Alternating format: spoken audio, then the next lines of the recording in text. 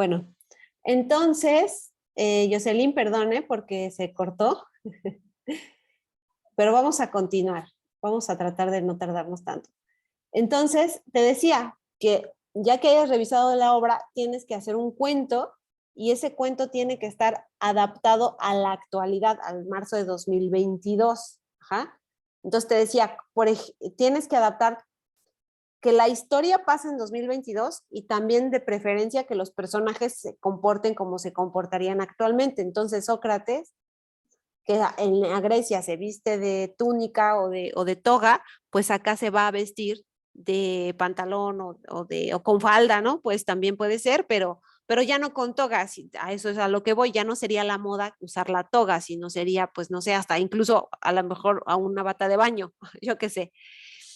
Luego, el contexto el contexto de la historia también tiene que estar adaptado. Entonces, Sócrates tendría una escuela y enseñaría, quizá puede ser igual que hace algo de las nubes, pero ¿cuál sería su filosofía? ¿Qué enseñaría ahí? ¿Qué trataría de transmitir? Eso es lo que tendría que estar al contexto actual. A veces me preguntan si tienen que adaptar, que si tienen que respetar los mismos personajes, la respuesta es sí. Tienen que usar los mismos nombres de los personajes y yo ahí, en mi caso particular, les doy la opción de que pueden cambiarles los nombres, pero no pueden cambiarles los roles. Entonces, hay roles, maestro, papá e hijo, que son los tres personajes principales. Entonces, yo sugiero que siempre sea así. En tu adaptación haya un padre, un hijo y un maestro involucrado. Ahora, me dicen, ahí todos son hombres, le puedo cambiar el género, le puedo cambiar el sexo a los personajes y yo digo sí, puede ser que sea mamá, hijo y maestra o mamá, hija y maestro o todas las combinaciones posibles. No es obligatorio que sea solamente varones los que participen en la obra, ¿ok? Pero acuérdate que lo que tienes que adaptarlo es a una forma de cuento y es ahí donde está el otro detalle. La obra original es una obra teatral y está escrita como un libreto teatral y ustedes lo van a tener que adaptar a un cuento. Muchos de ustedes dicen, bueno, es que yo nunca he escrito un cuento, no sé cómo sería eso. Ajá, es muy fácil, yo opino que podrían dejarse influenciar por la estructura básica de un cuento, que es la que voy a mostrar a continuación y espero que ustedes la puedan revisar ahorita. De todas formas, se los voy a compartir como material de apoyo. A ver si no se corta porque estoy abriendo ventanas. Ya sabes cómo es el internet. Bueno, entonces, es una instrucción de cómo escribir un cuento muy sencilla. Por lo regular, los cuentos inician con había una vez, érase una vez, y van contando la historia. Y para terminar, utilizas el marcador textual finalmente o colorín colorado, este cuento se ha acabado, o cualquier fórmula que te sepas de un cuento. Entonces, tú puedes empezar a contar ese cuento, ajá, diciendo, había una vez en México un maestro que se llamaba así y asados y enseñaba esta cosa, y en ese mismo pueblo vivía un señor que se llamaba Estrepsíades, muy atribulado porque su hijo hacía tales cosas, y ahí es donde ustedes tienen que empezar a hacer su propia versión, su adaptación, pero tienen que utilizar la misma cantidad de personajes principales, los mismos roles de los personajes principales y pueden cambiar los nombres, el género, el sexo, pero lo que no pueden cambiar sería la esencia de la historia, el argumento, pues, ¿no? Bueno, no sé si tengas como una duda con respecto a cómo va a ser la adaptación, Jocelyn.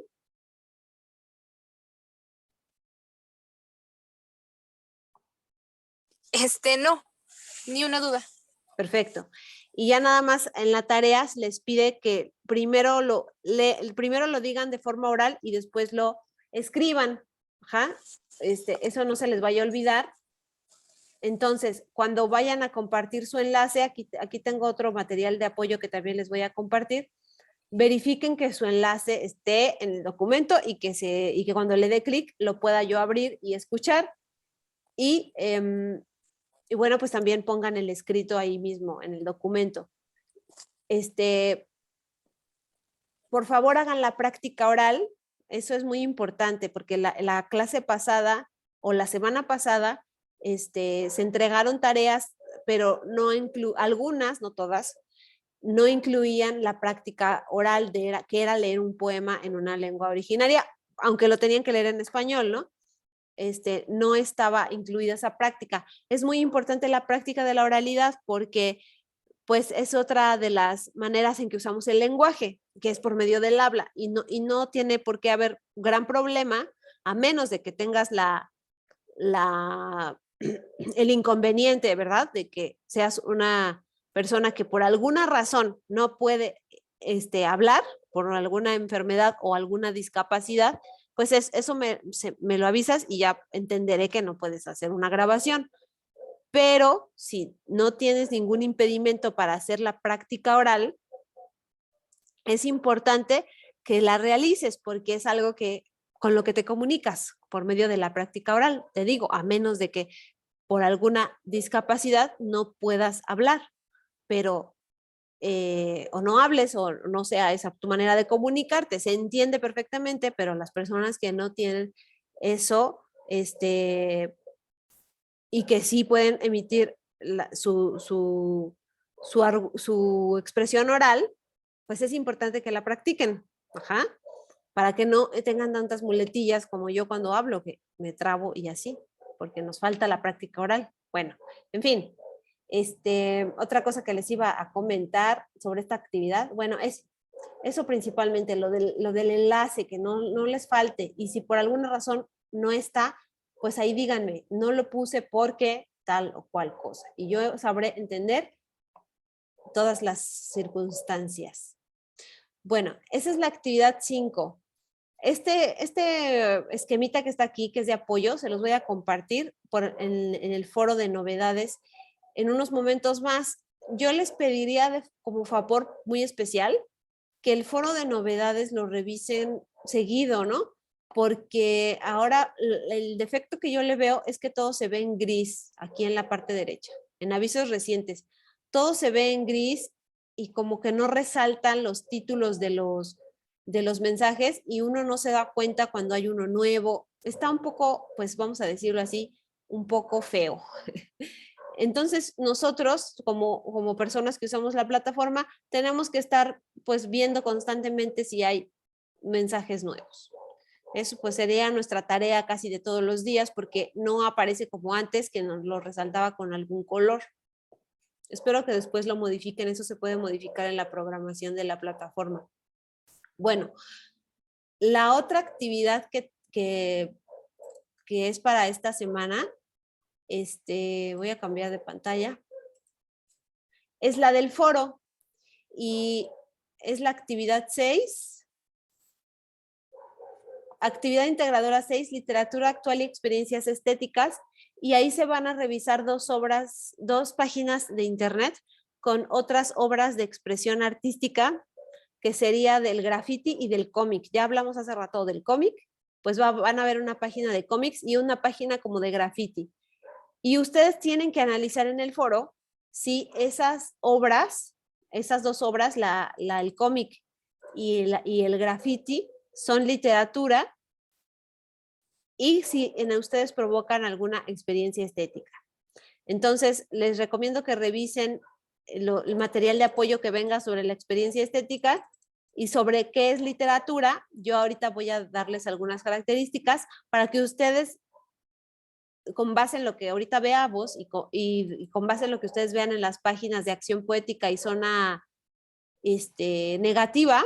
Acción Poética es una página donde hay fotos, donde personas se han dedicado a grafitear paredes, pero no como la idea que tenemos de graffiti, sino con frases poéticas. Y Zona Negativa es una página dedicada a la divulgación del cómic. Entonces, ahí van a encontrar muchos cómics muy, muy buenos. La verdad que me ha impresionado el material que hay ahí, entonces les recomiendo que la revisen. Pero entonces en nosotros cabe analizar en el foro si esas dos obras, los grafitis de acción poética y los cómics, son literatura. Ajá. Entonces voy a dar unas características de la literatura y ustedes, cuando hayan revisado estas páginas, concluyan si estas obras son literatura. La literatura, como se le conoce generalmente, es aquel uso del lenguaje hablado o escrito. ¿Ja? Tiene que usar el lenguaje hablado o escrito para que sea literatura.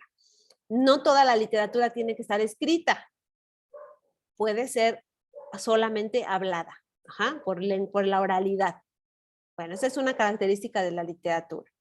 La otra característica de la literatura, que el lenguaje recurre a la función poética. Ajá. ¿Cuál es la función poética?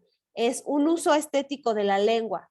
Es decir, yo voy a utilizar las palabras, sí, para transmitir un mensaje, pero ese no es mi principal objetivo. Mi principal objetivo es jugar con las palabras, utilizarlas de una manera retórica o de alguna manera particular, jugando, cambiándolas, poniéndolas de una manera, inventando palabras, poniendo palabras que no son del lenguaje cotidiano, etcétera. Como las prácticas que hemos hecho anteriormente. En la semana 1 cambiaste una fábula a un pequeño cuento y ahí decía, utiliza un lenguaje literario y yo les dije, el mejor lenguaje que tengan, ¿no? Para que hiciéramos un esfuerzo en el uso del lenguaje. Entonces esa sería la función poética. No me voy a esforzar, o sea, perdón, sí me importa el mensaje, pero lo que más me importa es el uso de la lengua. Eso es la función poética. Ajá. Entonces, si tú observas que una obra, un texto, se esforzó mucho en el lenguaje, quiere decir que ahí hay una función poética. Y eso también se puede identificar con todo lo que hemos visto del fondo y forma, ¿no? Si la forma es en verso, yo creo que ese texto definitivamente se ha esforzado por el uso del lenguaje y está utilizando la función poética. Si es un mensaje, pero lo está resaltando con el uso del lenguaje, es una función poética. Bueno, también es literatura cuando hace uso del lenguaje connotativo. Fíjate que todo va de la mano con el uso del lenguaje. Entonces, utiliza el lenguaje connotativo. ¿Qué es el lenguaje connotativo? Cuando la palabra no significa solo lo primero que todos saben, sino que puede llevar a diferentes interpretaciones. Ajá. Por ejemplo, la palabra flor. La palabra flor. Cuando yo, en mi vida cotidiana, en mi vida de todos los días, digo, me encontré una flor o compré una flor, ajá, Jocelyn y todas las personas que me escuchen esa frase en mi vida diaria van a entender y van a tener razón si entienden eso, que yo vi una flor, una planta, un vegetal, y pues vamos a imaginarnos una rosa, ¿no? Entonces ahí estaba la flor, una rosa, y que yo la vi o que yo la compré, ¿no? Y me traigo un ramo de flores, de rosas a mi casa. Ese es el lenguaje denotativo, el que es el lenguaje literal. Y el lenguaje connotativo es el que da diferentes interpretaciones. Entonces, si yo en un poema digo, o en un cuento digo, y mientras caminaba por la calle me topé con una hermosa flor. Ajá. Si yo lo digo en un poema, puede lector entender en efecto que me encontré con una flor, una planta, pero también puede entender otra cosa, puede entender, se encontró con una persona bella, porque es como una flor, ¿no? O con un ser bello, ajá, con un animal bello, a lo mejor, y le está diciendo que es una flor, ¿sí? Entonces la palabra flor tiene diferentes interpretaciones. y yo estoy usando la palabra flor con lenguaje connotativo, ajá, porque le voy a dar diferentes interpretaciones. Si tú observas una escritura donde utiliza este tipo de lenguaje que dice las cosas con varios sentidos, puede ser que sea literatura. El otro recurso de la literatura, pues, es la ficción, la invención de estos mundos posibles, como en la Frankenstein y la debutante. En el Rey Burgués también se observa un mundo de ciencia, un mundo de ficción, perdón. Es decir, no es el retrato de la vida real. Ahí hay algo mágico, algo fantasioso o algunos elementos que me dan a entender que no es una noticia lo que me está diciendo, es un mundo ficticio. Y por supuesto, si produce una experiencia estética todo este uso del lenguaje, pues está muy inclinado a que sea literatura. ¿Cuál es la experiencia estética? Es esa emoción, esa conmoción, ese sentimiento que causa en nosotros como lectores, como espectadores, en la contemplación de una obra literaria o de cualquier otra obra. Ajá. Por ejemplo, cuando leemos un poema que nos gusta mucho o escuchamos una canción que nos gusta mucho, sentimos emoción, ajá, o nostalgia.